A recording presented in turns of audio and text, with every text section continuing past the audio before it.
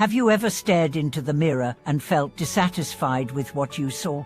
Have you ever allowed a wrinkle, a blemish, or an unflattering comment to ruin your entire day? If you've experienced this, and chances are you have, then you're not alone. Welcome back to the channel, where we dig deep into the real questions behind our everyday struggles. Today, we are peeling back the layers of one of humanity's most persistent obsessions, the body. Why are we so attached to it? And how can we break free from this trap that causes so much suffering? Let's begin with two piercing questions. First, could our obsession with appearance and physical health be the very reason we are spiritually stuck? And second, what if the very thing we cherish most, this body, isn't our best friend, but our greatest distraction? Welcome, friends. I'm glad you're back for another journey into the profound and often uncomfortable truths of human life. Today, we'll uncover the wisdom of spiritual masters who challenged the very foundation of our bodily identity. With stories of ancient practitioners, insights from revered teachers, and raw reflections from real life, we'll dive headfirst into the bitter medicine that might be the very cure we need. Have you noticed how much time, energy, and emotion we invest in this body? We work out, we diet, we style, we protect, we even decorate it. And yet, no matter how much we care for it, it is doomed to age, weaken, and eventually die. Still, we cling to it with a grip tighter than anything else. But while this attachment isn't a modern phenomenon, it's been with us since time immemorial. And while technology and beauty trends have changed, our core desire to preserve, beautify, and perfect this impermanent shell remains the same. But spiritual masters from various traditions, especially Buddhism, have warned us, this attachment to the body is one of the primary obstacles to liberation. The Tibetan teacher Khenpo Sodajai once said, "The attachment to the body is one of the most harmful tendencies for a practitioner." And what's the antidote he recommends? The answer is shocking to most: contemplation on death, decay, and the inherent impurity of the body, known in Buddhist practice as the contemplation of the corpse, or the white bone meditation. Let me tell you a story that may sound unsettling, but it carries an immense spiritual weight. A long time ago, there was a monk who practiced white bone meditation for many years.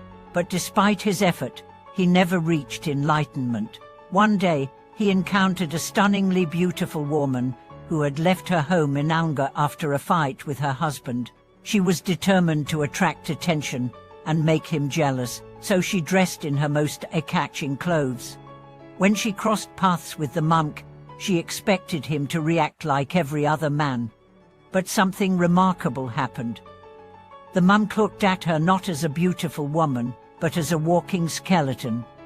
In his deeply trained eyes, she wasn't a vision of temptation, but a pile of bones, skin, and decay. He didn't flinch, didn't smile, didn't desire.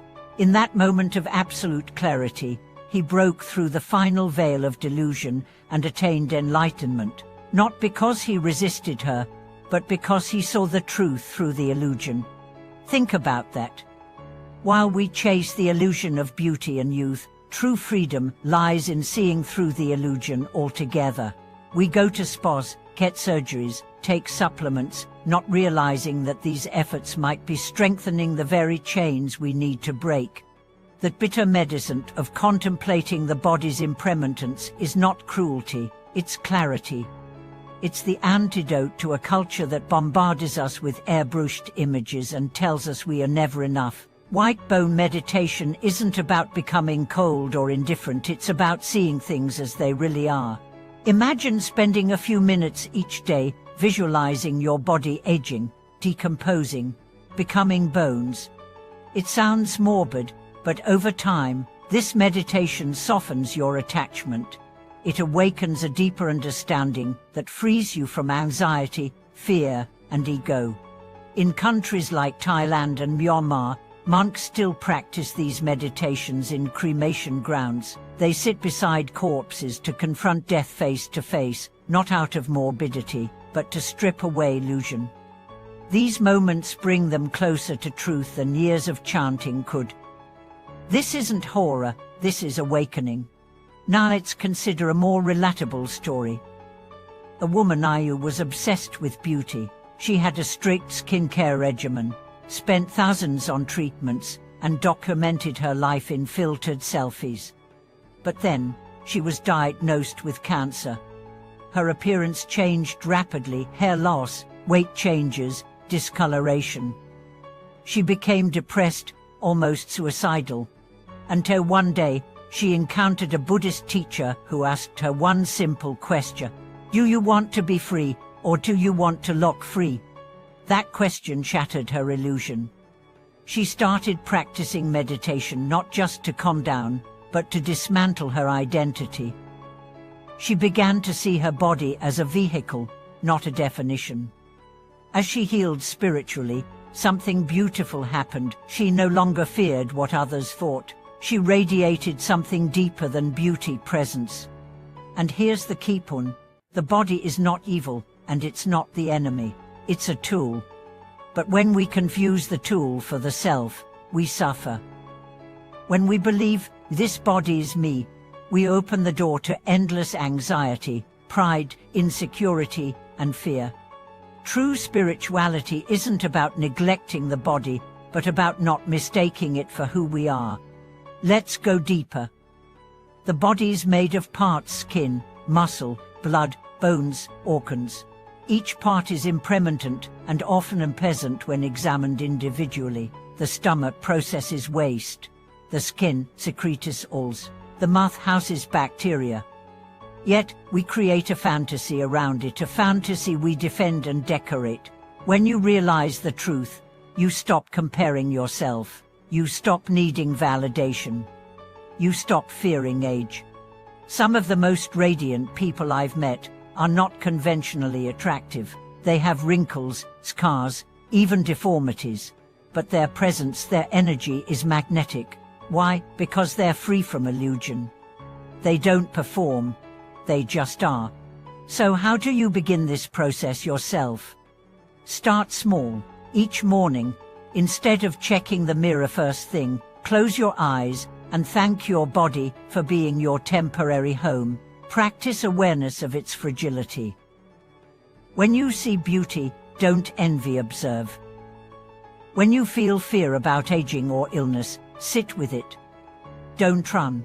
Let the fear rise and pass. This is how you reclaim your soul from the grip of vanity.